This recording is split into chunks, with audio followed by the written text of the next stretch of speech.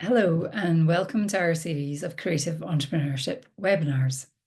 My name is Gillian Easson'un, and I'll be your facilitator for this webinar. This series of webinars is part of Inspire, a project funded by the European Union to support the development of an effective policy framework for the vibrant creative economy in Turkey. The action is implemented by GIZ, the German Development Agency, to build the capacity of the Ministry of Technology and Industry and the development agencies in Istanbul and Izmir. So today it's lovely to see everyone again. I'm delighted that you've joined us for this fifth and final session, which is all about engaging with your audiences. And it's part 2 of that. So this is the overview of the webinar series, and it's approximately 45 minutes of content today and over 2 hours worth of content to work on in total. So in the last webinar, we focused on human-centered design using the double diamond design tool, and we mapped all of our key stakeholders. We use tools to better understand our audiences through empathy mapping, and we considered developing our audience through the live case study using Creative Dundee as an example. Then we focused on building and maintaining relationships, looking at the needs, wants, and demands of our audiences. We covered a lot, and a lot of that content was focused on the users, the customers, the audiences of what you're offering. So today we're going to cover the power of storytelling, communicating through engaging content, influencing beyond, and demonstrating our impact. So a really good way to think about how we do that, I believe, is to get us started with a story about storytelling. And we're going to hear from Nancy Duarte on the 6 elements every story should have. And then we're going to run through a practical activity to help you craft better stories on your creative entrepreneurship journey. So over to Nancy. So what are the elements every story should have?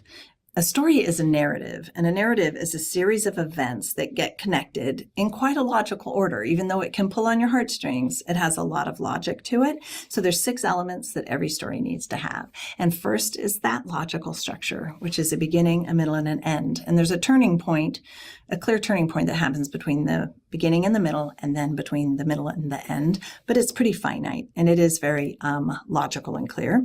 It has an emotional structure too. What that means is that in the middle, there's this rise of conflict, and that's when the boy doesn't get the girl and he's chased by a dragon and misses the train. That's how that tension just rises and rises and rises. And then it has a cathartic resolve. And that's kind of that rise of tension and the resolution of it. And then also the hero, the protagonist, the heroine, they have a goal.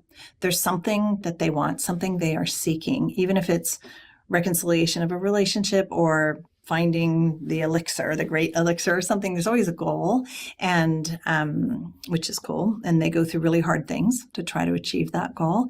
And then the other thing is conflict. The hero usually has an enemy. It might be themselves. It might be others, which are kind of 2 of the more common. It could be a person against machine or technology. It could be a person against nature, like Jaws or Inconvenient Truth. It just depends, but there's always some sort of conflict where the protagonist has an inner or an outer conflict with someone or something. And then there's always resolution. Now, resolution doesn't mean happy ending every time. In Western cultures, we really love to see it have resolve and closure and everyone be okay. In other cultures, it's not so much. So it could be, if it ends, it could end positively, it could end negatively. A positive ending is a comedy, negative ending is a tragedy, or it could be inconclusive, meaning nobody really knows how it's going to end until people take action, which is pretty effective. And then a lesson. There's always a lesson. It's never really overtly stated, other than in fairy tales. It's very clearly stated, but there's always a lesson. When you're watching it, there's always some sort of moral lesson of Be like that person or don't be like that person. Make those decisions like that person, or I will never make decisions like that person. And that's part of the power of storytelling. So it's amazing. These are the must-have components, or you don't really have a story. And I wish you all the best of luck as you put one together.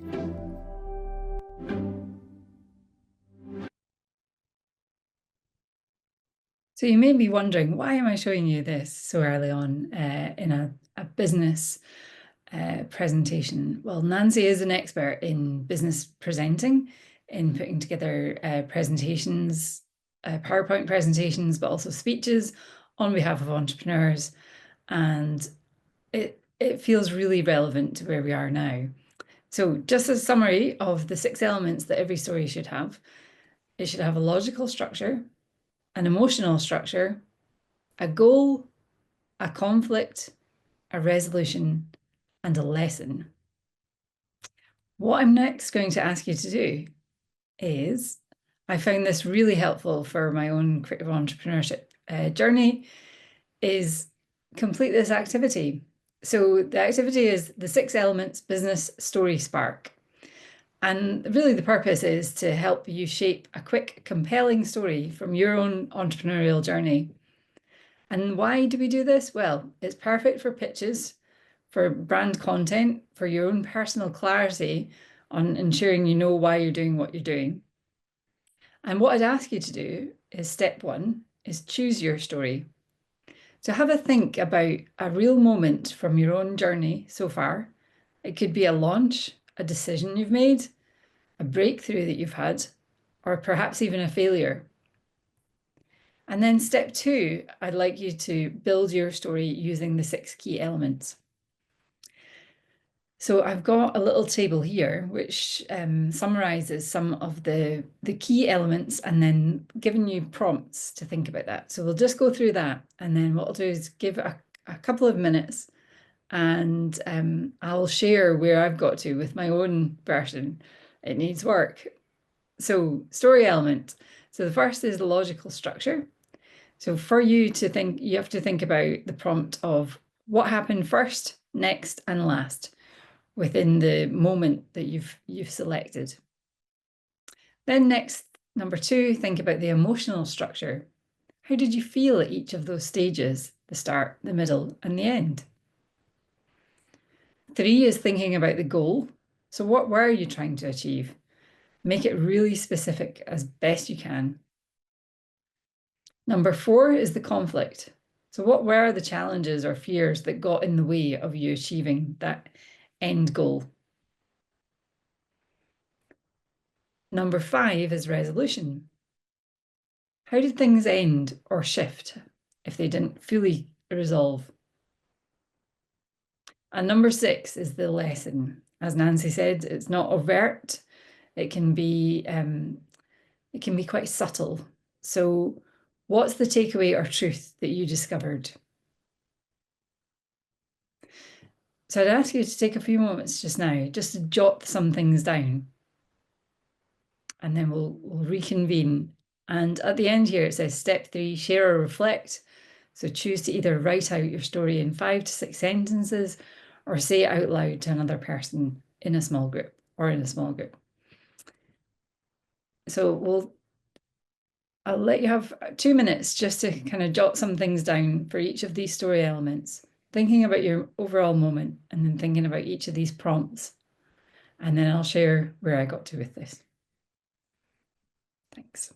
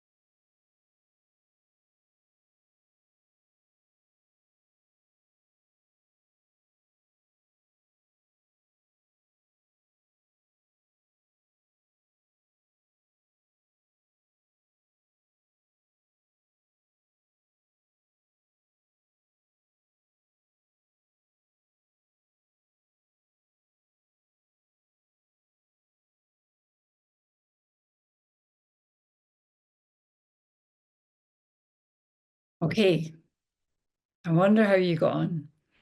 Did you find it a challenge or did you find it pretty easy to do? I certainly struggled. I am not a natural storyteller, so I really enjoy having prompts, and that's why I find this exercise, this activity, very valuable. So I'll share where I got to with my own little story. Are you sitting comfortably? I was running this event in a packed out theatre with over 500 people attending. Suddenly, the massive video screen that we needed stopped working. It was a total technology nightmare. With nothing to fall back on as it was being fixed, I had to improvise, just me and my microphone. Panicked, I asked the audience if anyone had any news, events, or opportunities to share. People started putting up their hands and sharing. It was electric. The energy was so powerful. We built this activity into every future event we ever have run. To this day, it's called Pass the Mic. Okay, so yeah, as you can see, it needs a bit of work still. But even retelling that story, which still gives me sort of heart palpitations about how scary it was at the time, I found it really valuable to think about it in a different light with retrospect, like thinking back to it. So I think this activity has helped me do that as well. So I really hope that this activity helps you to think through either some of the really positive stories that you've had to the date, or some of the actually more challenging stories, because I think the challenging stories aren't spoken about enough as creative entrepreneurs, creative and cultural organizations.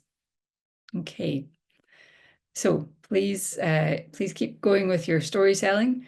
And next we're going to move on to, using a story to sell. So we have the fundamental principles of shaping a story. We'll next look at how we use those stories to sell. Now, this is often the least enjoyed task of anybody running a creative enterprise or being freelance, self-employed. And certainly it's not one of my favorite tasks in terms of being a director of the organization. However, it is essential. So we're going to go back to Nancy to hear some hot tips on how she uses stories to sell. Thanks. As salespeople, you have a quota, and that quota puts a lot of pressure on you. So when you go into a meeting, sometimes you're fixated on what you need out of it instead of what the customer needs out of it. And if you take a look at classic story archetypes, especially the hero and the mentor, it'll really help you understand your role. So it's easy to feel like, oh, I'm the hero, I'm here to save you, Mr. Customer. But in reality, your product is the mentor and your customer is the hero. So a mentor in story and cinema, archetypically, what it does is it helps the hero get unstuck. So they have a magical gift, a special tool that helps this hero get unstuck. So picture yourself as the mentor and your product as the mentor. Your customer is the hero. Whatever you say or whatever you do, your product should help your customer get unstuck in some way. So like taking a walk in the customer's shoes is one of the ways you can find and figure out how you as a mentor, the product as the mentor, helps the hero get unstuck. So I love the story where Airbnb did this. They did a walk in the customer's shoes. We call it an empathy walk. And what they did is they pictured, oh, the alarm goes off, their customer wakes up, they do this, they do that, they do this. And they could see the role their product played at every moment of the day. And they realized, oh my gosh, we need a mobile first strategy. We don't have a mobile first strategy. Changed everything because they took this walk in the customer's shoes. That's what you need to do too. You need to think about, okay, they wake up, they start their job, they open their computer, they do this, and then they get stuck. And this is how your product helps them get unstuck. And that's what a mentor would do. Like Obi-Wan gave to Luke the Force and a lightsaber, and it was a very powerful thing that helped him save the whole world. And that's what you do. You come with some sort of a tool, a magical gift. You help your customers get unstuck, and then they are faithful to you forever and ever and ever. And that's how you do it.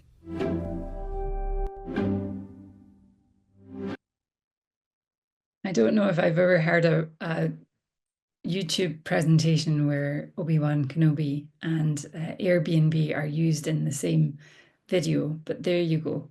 I think Nancy brings a really interesting perspective to storytelling, and I found it fascinating to hear her speak about using an empathy walk. And as you'll know, we used an empathy map in one of the previous webinars. And so, yeah, it just shows how applicable the tools that are within these webinars should help you build towards. So you've shifted your perspective from hero to mentor. You've got your magic tools, and you've got the stories to be able to tell all that you do. Next, we're going As salespeople, just pause, Nancy. There we go. Next, we're going to move on to, communicating through engaging content. So storytelling is so critical to how we engage others in what we do or what we want to do in future, because that's a big part of it, is building the vision through either words or stories or visuals. And as a creative entrepreneur, I can draw on my own experiences of using stories and good messages to share with audiences, funders, policymakers, and crucially, the public. In the next slide, I'll play our short impact video we made to celebrate 15 years of Creative Dundee. We had limited resources, but a significant archive of photos and videos of our work. So we commissioned a designer to create what you will see. Now, of course, there are lots of things I'd love to change and update even a year on from when it was first produced. But I'm still pretty happy that it speaks to what we're about and all that we're striving to achieve, and it tells our story quite well. The audio will come on, but I'll mute it after a short moment. Okay.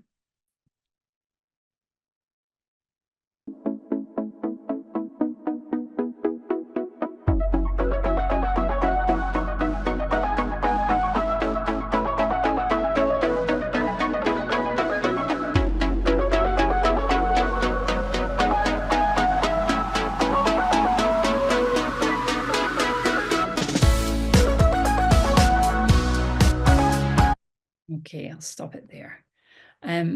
So yes, we have a number of different approaches to creative engagement, and I'm sure you will as well have. So some of these include these things listed down here. So these are the ways in which we reach our audiences. So we have, web features, social media events, news mailouts. We have our live audit tools, which I've included a photo from a live audit below. Essentially, it's posters and stickies. It's a way of us auditing how people are feeling in a really responsive, rapid way. So it allows, we can do this obviously virtually as well, but it allows people in person at events to respond to prompt questions that we ask, either about our own work or how maybe a creative freelancer is feeling about how precarious the world is, or it might be their views about our city. And it's a really useful way for us gauging how and where our support is needed. So we have that form of people communicating with us. Then we've also got group and direct engagement, so one-to-one feedback, group feedback. We've also got anonymous feedback. If people don't want to share their names, then we have ways of doing that. And then crucially, reporting is really important for us. So project reporting, event reporting, digital reporting, so much reporting. We have surveys and external evaluations. And we also have creative storytelling. So blogs, films, photos, quotes, illustrations, art, and much more are really critical for how we communicate with our audience. So I've included here our communication plan template. I think it's useful to consider what forms of communication are going to work best for your work. And I would highly recommend looking back at the stakeholder map you've already completed in the last webinar, and then using a communication plan template, which we'll include in the webinar guide, to consider your audience needs and how they will want the message delivered, when they will want it delivered, and crucially, who's going to take ownership to ensure clear and consistent messaging. Because that is often the challenge, is that you have these great ambitions to put communication out into the world, but unless they're consistent, it's quite challenging to engage long-term with audiences. So please do have a look at that later. Okay. Next, we're going to cover influencing beyond.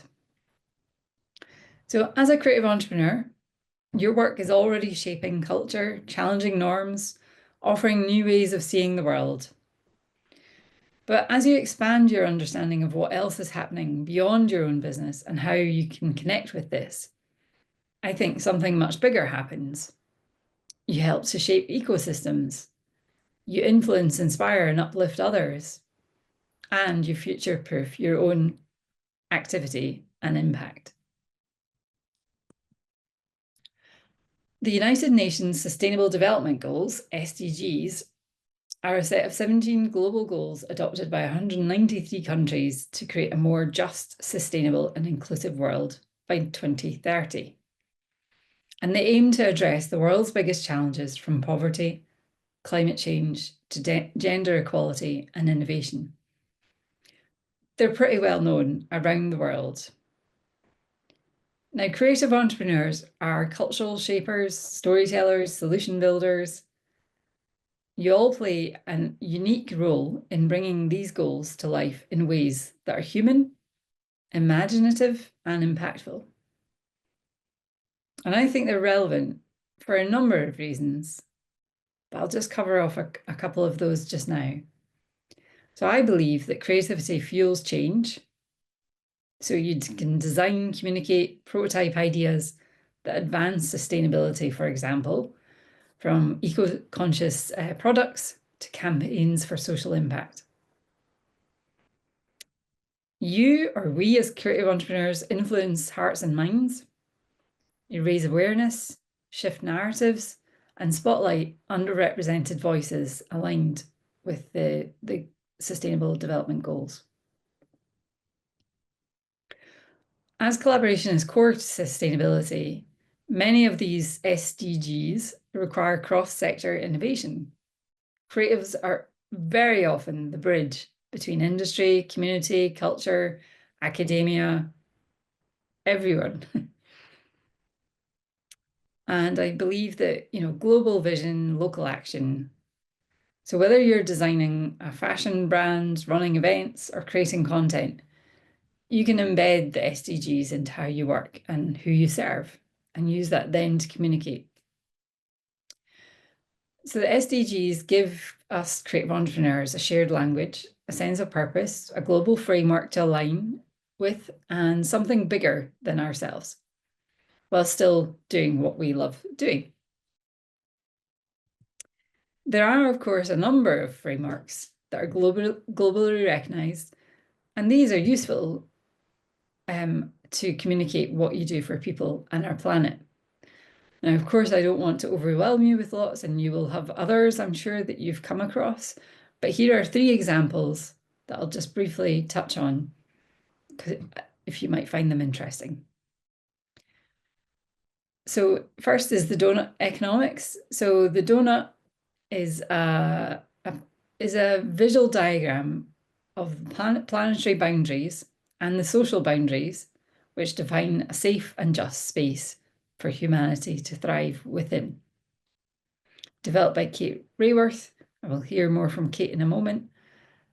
But yeah, she's really challenging the economic model. Next, we have blue zones. So Dan Buettner created the blue zones. And these are areas where people are known to live exceptionally long and healthy lives, often well beyond the age of 80. And Dan's focus on these key areas that signify similarities between blue zones. And he believes that they can be adopted by places around the world. And then the final on our slide is the United Nations Disability Inclusion Strategy.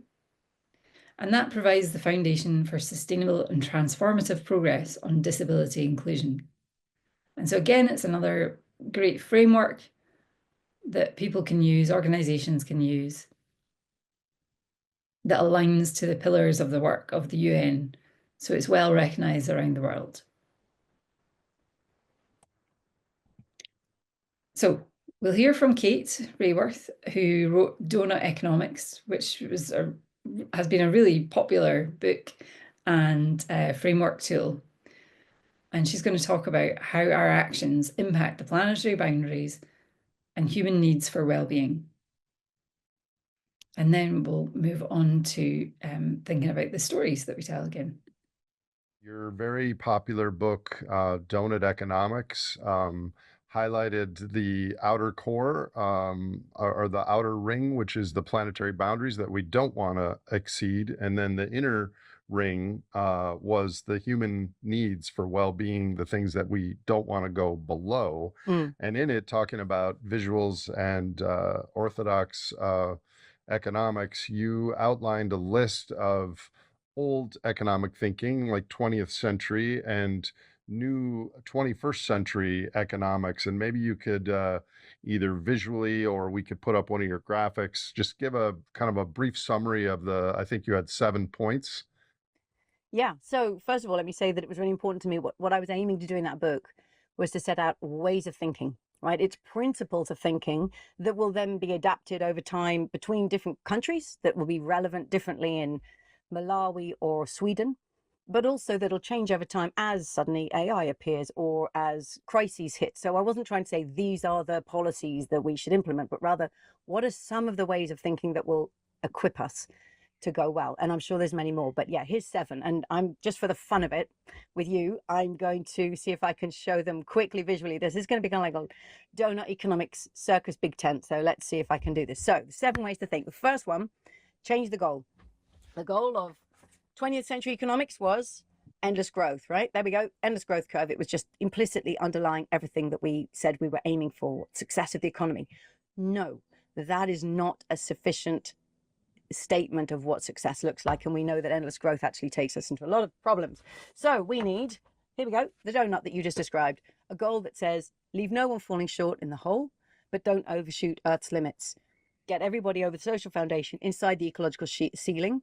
We want to meet the needs of all people within the means of the living planet. It's a goal that brings together human rights and ecological integrity. And I say, okay, that's the starting point on day 1. Bang, this is where we begin. What kind of economic system will actually take us there? So number 1, change the goal. 2, see the big picture, right? If that's the compass, what's the map? The map of economics. All mainstream economics courses start with this little diagram, supply and demand. Now, that's a big act. To put supply and demand on the screen on day 1, it means we put the market at the center of our vision. It means we make price the metric of concern, and everything else that falls outside the price contract gets called an externality. That's a big framing choice of the death of the living world. Oh, it's an environmental externality. That is not nearly a big enough picture. There are no externalities, as Herman Daly and others would say. Your model's just not big enough. So I drew a diagram. Here's my embedded economy diagram. Here you go. Let's see if we can show this. So this brings together ecological economics. It brings together complexity. It brings together feminist economics and commons thinking.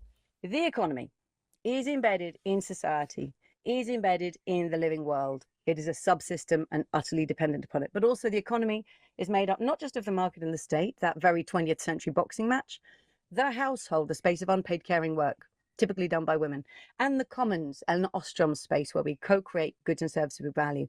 If we start with this big picture of the economy and recognize that all economic activity has to operate within the planetary boundaries, and we can use these different forms of provisioning, to me, this is just so much a richer starting point for all macroeconomic modeling. So number 2, change, get the big picture. Number 3, nurture human nature. Who is humanity? How do we tell ourselves the story of who we are in this picture? The portrait of humanity in 20th century economics, this guy, here we are, he's framed. This is a rational economic man. I decided to draw him to make him visible. He would be a man, standing alone, no dependents. He's got money in his hand.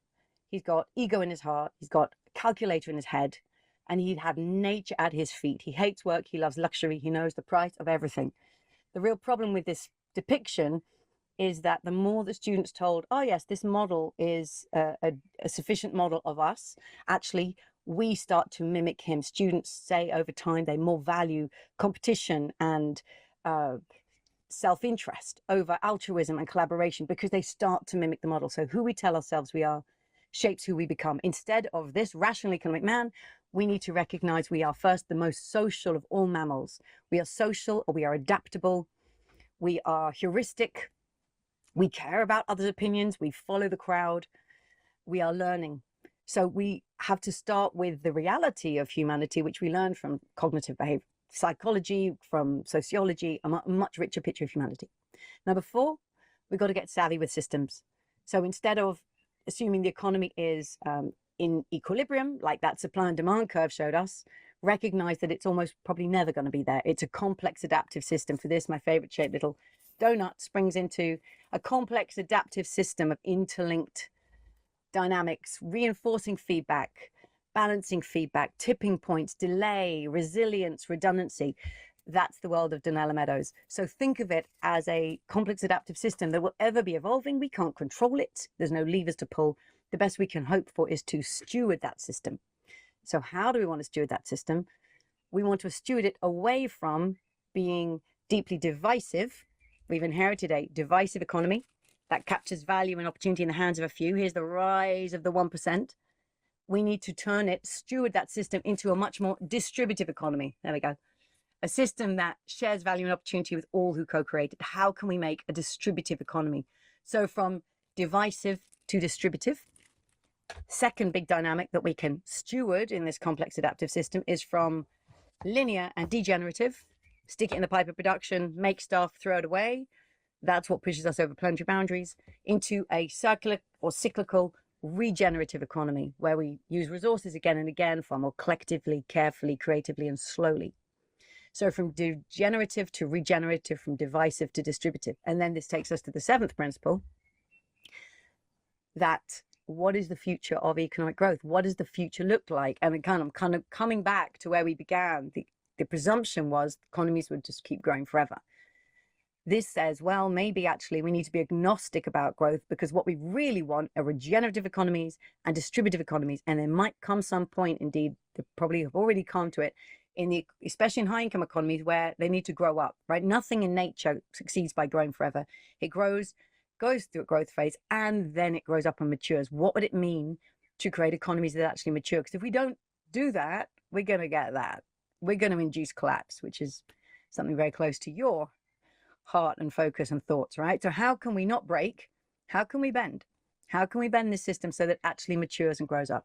So those are the 7 ways to think. And let me just say again, that's just 7. Those are the ones that became really clear and obvious to me. I bet there's more. And I offer people to keep adding to them. Okay, so clearly Kate is a very big thinker. What I really love about the way that Kate presents is that she uses props. So she might be using really big concepts and words sometimes, but actually she's using visual props to help communicate to us what she's speaking about. So there's some really big principles to be thinking about. How do you apply that to your own creative entrepreneurship journey? Well, I think a good tool for doing that. Very popular book. A good tool for doing that is a PESTLE analysis. I'd really recommend completing this. Again, it's just simply some prompts for you to consider. So the PESTLE stands for political, economic, social, technological, legal, and environmental. And critically, these are the external factors that often you cannot control that your product, service, business, creative entrepreneur journey will be part of. And yeah, it can be really valuable to consider these, and these can be positive or negative factors because they're going to impact what you do. And it's a strategic management tool. Again, we'll link in the webinar guide. And I found that collating this type of information can be incredibly valuable for including in pitch decks or having as notes to refer to when perhaps you're presenting your company. And also just to know how your creative enterprise sits within the rest of the world. So that's a PESTLE analysis: political, economic, social, technological, legal, environmental. And it might help think through some of the concepts that Kate was speaking about, but relevant to your own creative practice. So today already we've developed our storytelling skills, we've considered the methods of communication of those stories, we've thought through the external environment, and now we're going to look at demonstrating our impact. One of the ways to do this is to create an impact strategy. The good news is that you've already worked through much of this work within the webinars. So including developing the theory of change on webinar 1, and the business model canvas in webinar 2. I've got little visuals of them so you can remind yourself what they were. We're going to hear from Chris Gaines of SOPACT in a second. And he's going to speak about how you can measure social impact. Okay, let's go to Chris. It's just a clip, okay? Hop into it. Number 1, define impact strategy. Many organizations are ready to start thinking about impact strategy, and whether you are a funder or an organization working in the field, you might want to align to multiple frameworks like IRIS, Impact Management Project, and Sustainable Development Goals. You can choose to use a theory of change model, a logic framework, or the 5 dimensions of impact. What is really relevant is to be clear about the outcomes or effects, meaning what is actually changing in the community because of your intervention. And in case you missed our last video, we gave you a step-by-step process to creating an impact management strategy in detail. That strategy will inform your approach to impact evidence, so be sure to check that video out. The link will be in the description below. Defining a strategy is the perfect option if your organization has been around for a while, but so far has only collected operational or financial data. For example, loan data. It also works well for young social enterprises and new funds. By defining your impact strategy, you'll dictate how your organization collects and aggregates data. Who are your stakeholders? Are they grantees, investees, maybe the end beneficiaries? What are the KPIs that you need to observe over time? This strategy benefits by showing funders and donors that you know what you're working to accomplish, and gives them a way to monitor how far you are from your community improvement goal. Okay, so that's Chris. And again, I found it is particularly focused on social enterprise, this particular video. However, I think it's really relevant to any creative entrepreneur. You have to be able to speak about your outcomes and your effects and your impact and what's actually changing as a result of your particular intervention, whether that be a product, a service, a new way of doing things. So within the impact strategy, Chris spoke about how you collect and capture data and what evidence you need to match your key performance indicators goals to. And I noted, I don't know if you saw, that he had an image of the Global Sustainability Development Goals. So again, it's just another example of how you can use those external frameworks and external factors that you've identified within your PESTLE analysis towards improving the kind of strength and knowledge of your own creative enterprise. Hop into it. Number 1, define. As we come to the end of our time together in the webinars, you now have all the components to tell one of the most crucial stories of all time, your business plan. You've put in the work, and there are many templates available to help you craft that plan, which fit your creative enterprise. Sorry, 2 seconds. Thank you. We will include these business plan templates in the webinar guide. I'd highly recommend keeping these 3 questions in mind as you develop your business plan. These will really help you keep on track and think about what you want to do and why. Also, do look back at your future vision from webinar 2. So yes, as we've said here, you have the components and the ability to tell a concise narrative, and this will really enable you to demonstrate your current and future impacts by crafting your plan. And the 3 questions that we would suggest keeping in mind are: what difference would you like to make? Why do you want to make a difference? And what will you do to make that difference? So yes, we'll include the business plan templates within the webinar guide. And so this is a recap of what all we've done together today. And really, we really hope that you find this 5-part webinar series valuable. Please do refer to the webinar guide, where you can view this complete presentation and find all the tools mentioned throughout. And we wish you all the very best in your creative entrepreneurial journey. Thank you so much.